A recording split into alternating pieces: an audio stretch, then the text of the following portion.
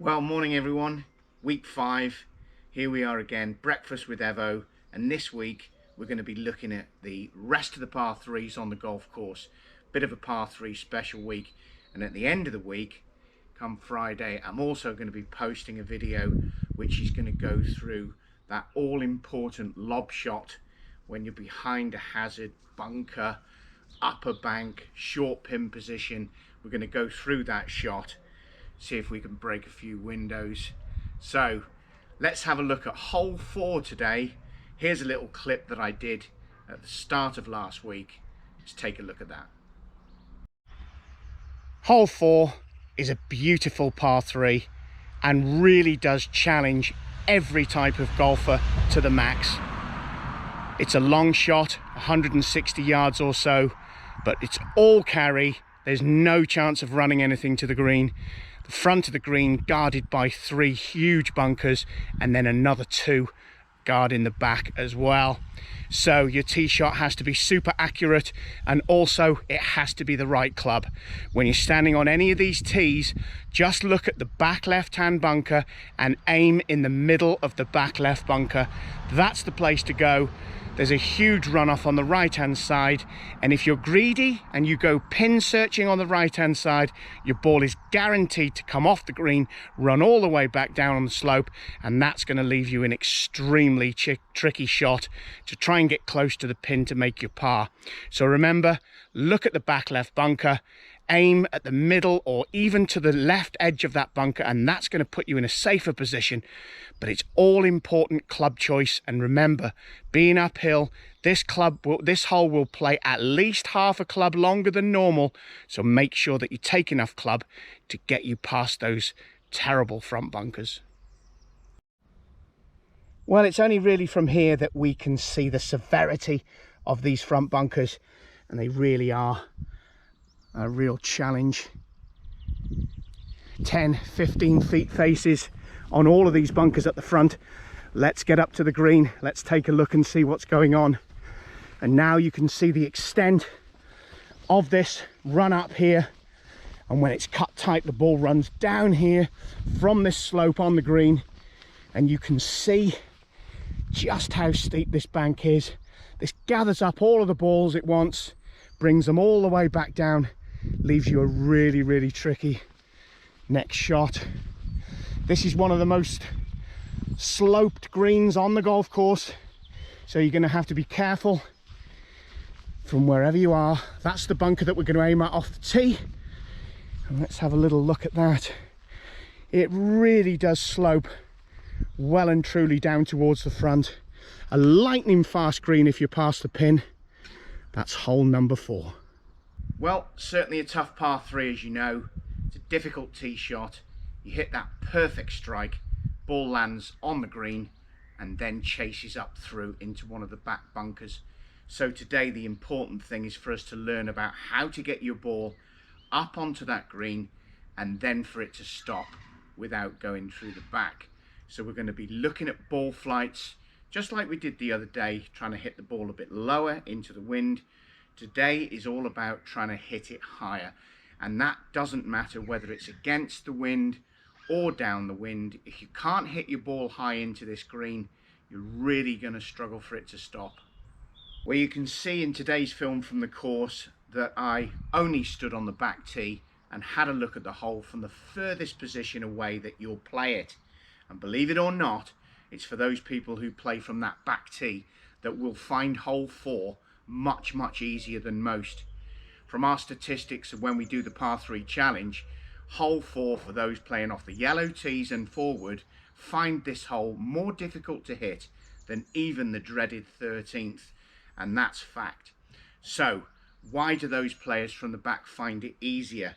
Do they have the games where they can create enough club head speed to launch the ball high in the air and get it to stop on the green in a very short landing position? Small because it runs off on the right hand side, and obviously this bunker's front and back. So from every single tee that we look at today, we're going to look at why those people can hit the green more often and why people from the yellow tees are not really hitting the green as often. So when I stand on hole 4, standing on the back tee, 157 yards to the middle of the green. What am I thinking?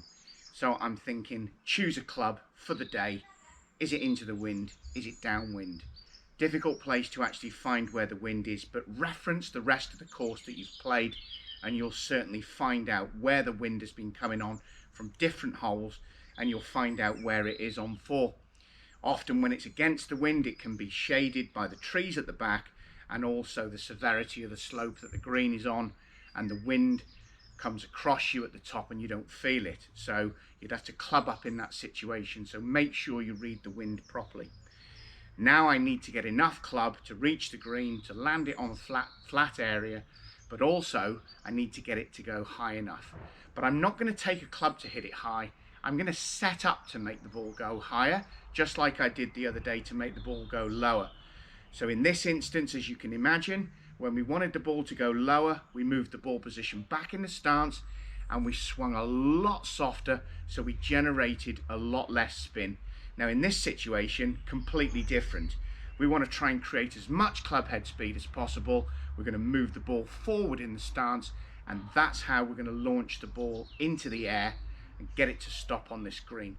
Let's have a look at that setup now.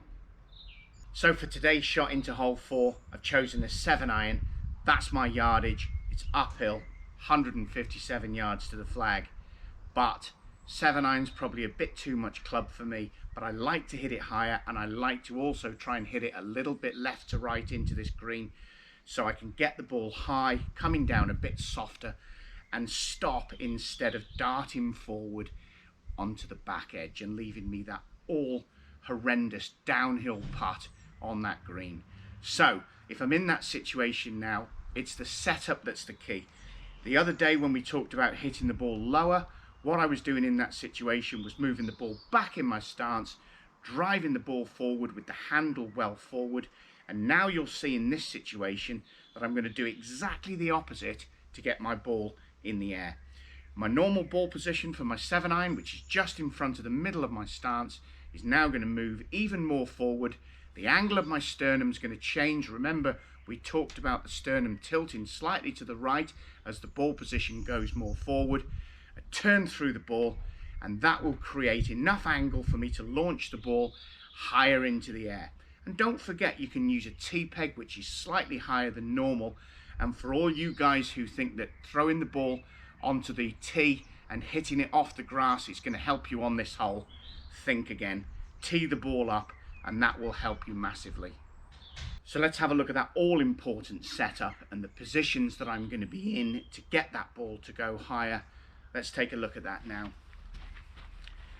Normal position, feet just outside my hips.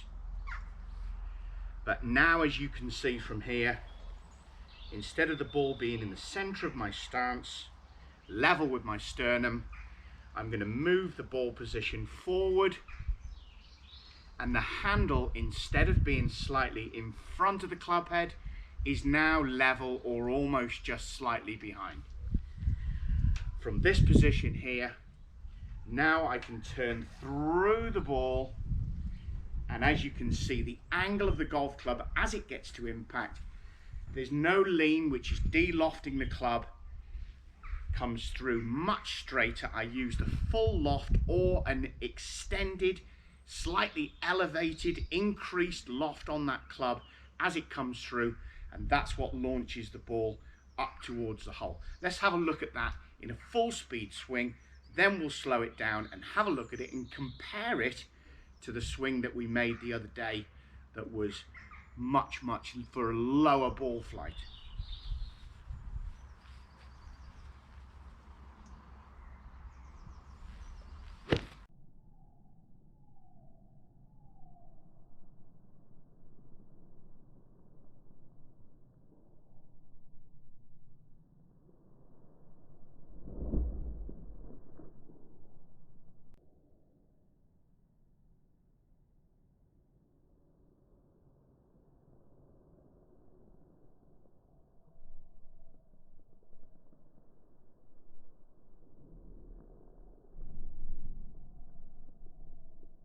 Well, you can certainly see the differences in those setups, and you can also see the difference in the club position at impact how the loft is affected and how that ball will fly from that loft.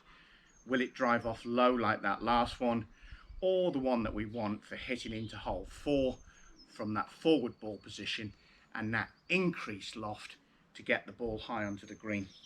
I suppose the most important thing to ask yourself is, when you stand on the 4th tee, what is it you actually think about? Do you think about where you want to aim? You saw in the video how I mentioned the back bunker. Fantastic position to aim. And remember, you can aim right edge, middle, left edge. Depending where the pin, it gives you a really good focal point as to where to aim for that actual shot. But remember this, I'm not just aiming in the right place, I'm also thinking about the ball position and the ball flight that I'm actually trying to use to get that ball to land on that green successfully. I'm not putting my hands together and praying for a good strike. Will it stay on the green? I'm actually going to make that happen, and by making some adjustments to my setup, I can get that to work. Hope you've enjoyed today's film, a little insight into hole 4 and how I play that hole and how I'll be successful in hitting a nice high shot, getting it to stop on the green and in a good position. Tomorrow we're going to look at hole 8. We might need a different one for that one, so hole 8 tomorrow. Thanks for watching. Stay safe everyone. See you soon.